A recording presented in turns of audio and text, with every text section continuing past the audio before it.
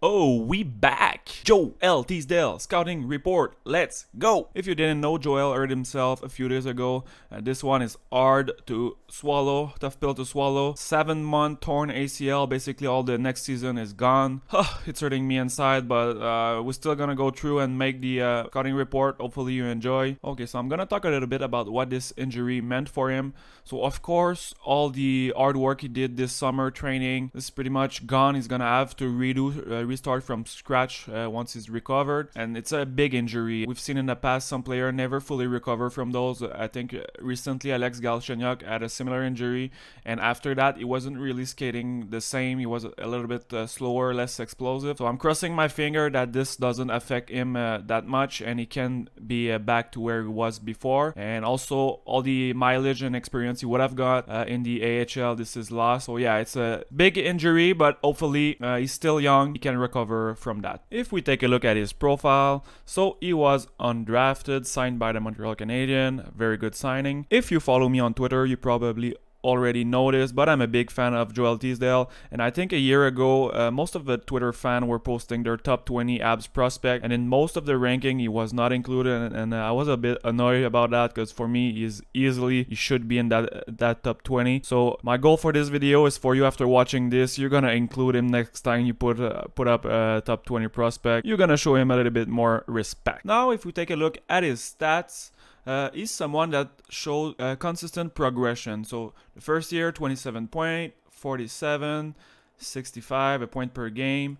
And this year he had a monster season. If we add all the game together, 86 game, 57 goal, 57 assists, 114 points. What a beast, what a beauty.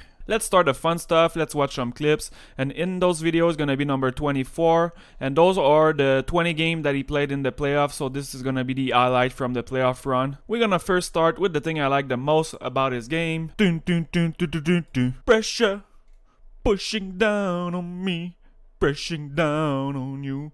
Under pressure. Sorry for that, I couldn't help myself. But yeah, the first category is gonna be how good he is at putting pressure at the other team defenseman. And in general, the Huskies were playing very aggressively, and he was a big reason why they were so successful. And I will go as far as say that he was in all the CHL. I think he was the best I've seen all year at putting pressure and creating turnover. And this is such a unique and rare ability to have. And why it's important is because a guy like him, he's gonna disrupt the whole other team defense just by himself. He's going to create a lot of takeaway, turnovers, penalty, and also he doesn't need anybody to create offense, because more often than not, he's just going to win a one-on-one puck battle, gain the puck, and then create some offense from that. So he can do it all. He's really super effective down low. Les Huskies, c'est dégagé derrière le but défendu par Blanchette. Harvey s'en va au banc pour les Huskies. Alors, on joue à 5 contre 5, mais il n'y a plus de gardien du côté des Huskies. Teasdale tente une passe derrière le filet. Blanchette qui vient d'écoper d'un 10 minutes de pénalité. Abandonato devant le filet, sa passe a été ratée. Drosk reprend de l'autre côté, mais c'est Teasdale qui enlève la rondelle aux joueurs des Cataractes. Abandonato passe devant, ça a été intercepté. Tire le but! Teasdale fait 4 tirs. Jusqu'en zone des Cataractes, à la possession de la rondelle, c'est Teasdale qui va être le premier sur la rondelle. Joel Teasdale récupère le 10 derrière le filet. Il va de 2. Virevoltage, là. Et il appartiendra au défenseur Denny. Denny retraite dans sa zone devant l'échec avant de Teasdale. Une passe interceptée par Teasdale. Another example here on the penalty killing.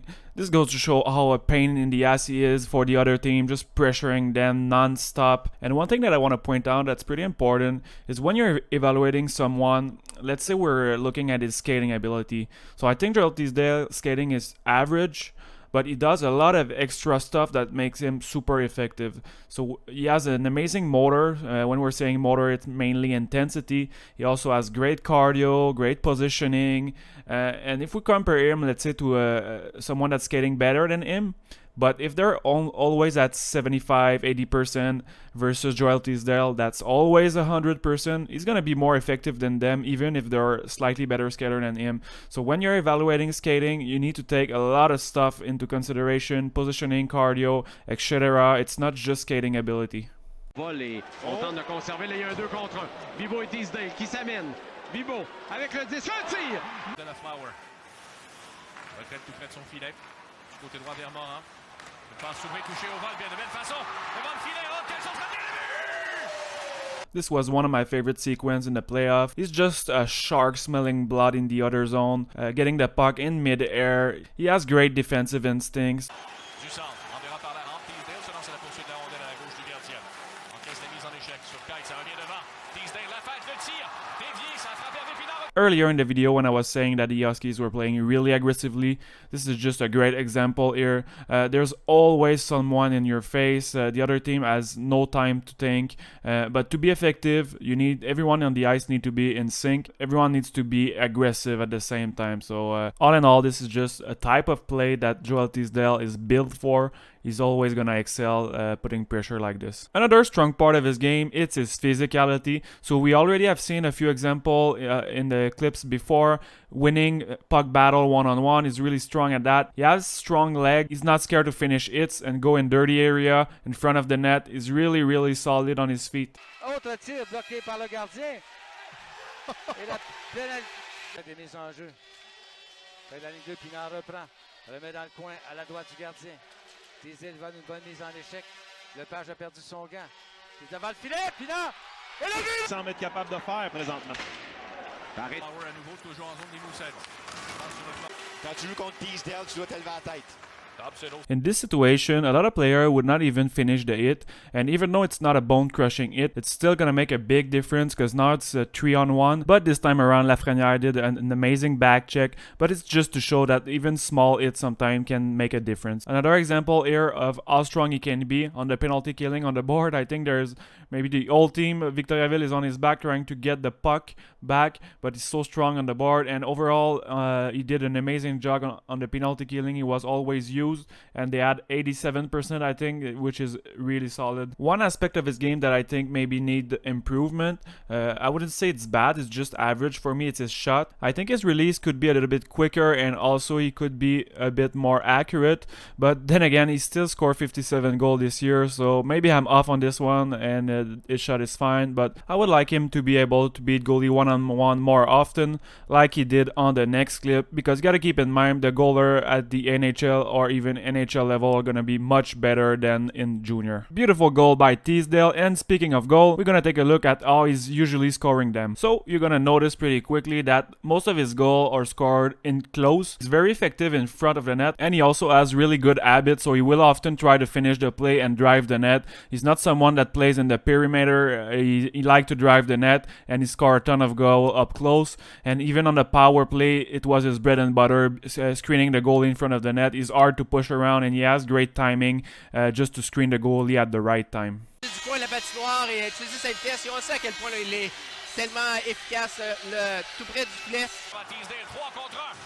Most of the goals he score are really up close in high danger area, less than 1 meter from the goalie. And if you're a player, this is what you want to try to do. The more chance up close you have, the more goal you're gonna score, and might not be that sexy, but it still count the same as an highlight goal. And I want to go back at how good he is on the power play in front of the net. There's level to this stuff, and I would say he's a black belt master. He's elite in front of the net. There's so many ways he can hurt you. I'm gonna show you a few examples. Okay, this is a really fun set play on the power play, and if you're a coach out there, take some note. It's really easy play but super effective. So right now Joel Teasdale is in front of the net and his stick is on the ice, and this is for a very good reason. The other team are well positioned right now, the passing lane is covered, but watch, as soon as the other defenseman move his stick, it's game over. Bang bang poof.